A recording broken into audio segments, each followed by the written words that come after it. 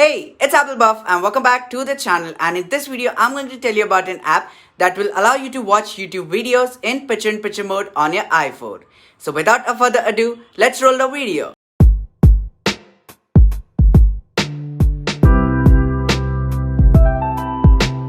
In order to watch YouTube videos in PIP on your iPhone, you need to make use of an app called X.App.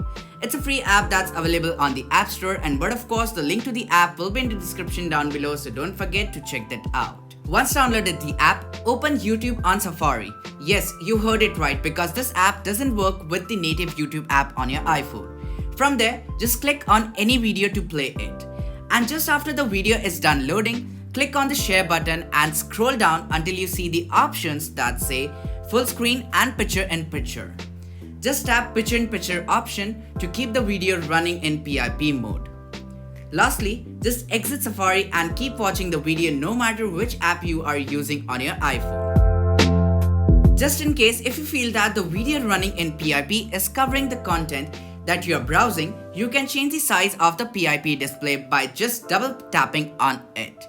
Similarly, you can even double tap it to get back to the original size. So with that being said, this is Apple Buff signing off. Catch you in the next one. Till then, peace.